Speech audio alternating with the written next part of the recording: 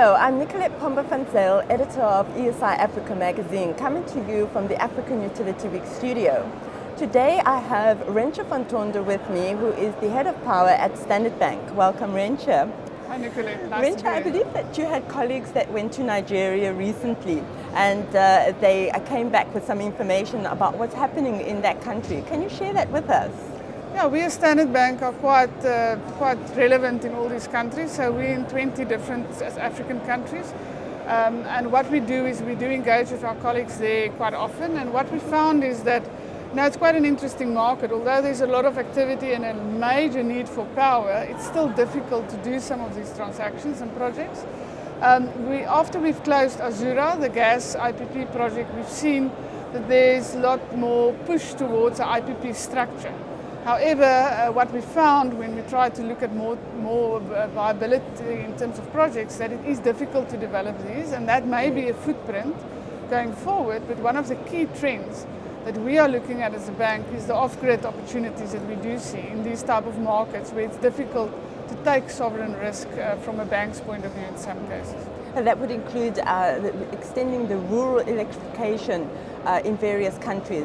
And as you say, it is very difficult to fund those projects because of perceived risks. And that would include a lot of renewable energy, which is something that is coming to the fore at the moment. What have you seen around that sector? In renewable energy, and I'm talking across Africa, we've seen a lot of appetite, a lot of countries trying to see how they can fast track the development of renewable energy, especially on the back of South Africa and what we've achieved. I think a lot of people believe that because it's a modular type of technology, it's much easier to implement. And Africa got an abundance of sun, so especially solar. We've seen a lot of developments. If I can pinpoint a few countries, solar and wind, mainly in Kenya. We're looking at solar developments in Namibia, also in Mozambique at this point in time. And then you have other countries popping up with quite significant programs or commitment. For example, Ghana, there's also Tanzania and Zambia, where we see the IFC with the World Bank putting a scaling solar program together where potentially, could be used in other countries to unlock value. Right.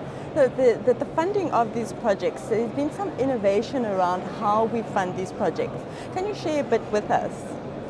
Funding of power projects have always been a challenge because it takes time, especially project finance. What we find is that there are certain trends that we see being unlocked in the US and in Europe. You will see big utility scale projects being funded through a construction loan with a bond takeout. We haven't seen that yet in South Africa, but that is something that we are working on as a bank to see how we can be more innovative. Because if you can structure a project in a better way to optimize your returns, the client's returns, and know that you've got a secure sponsor, it's always better to see how you can bring in various funders. So the commercial banks are starting to enter that space. Yeah, I think if you got comfortable with the program and comfortable with the technology, and you know that you've got competent partners, a commercial bank will follow suit, and that is what we see in South Africa. It's really a good program, and we can do much more going into Africa. Right. So lastly, our conversations that you've had here at African Utility Week, what has surprised you about the questions that are coming up around finance? I think Africa Utility Week has always been interesting because you meet not only private sector, but you need to meet the utilities. And we've participated in a CEO forum where we had some discussions with them. And I think there's a lot of universal challenges in Africa, and that's what really transpired. What you experience in one country is not unique. And the discussion you have is that there are definitely pockets of excellence, and you can learn from each other. So it's that coherence in trying to find a way to make things work and to succeed. And so it's definitely that private sector and public sector needs to engage on this kind of level more often. Yes, and leverage on each other on how to actually develop the sector more successfully. Rentia, thank you so much for sharing that with us.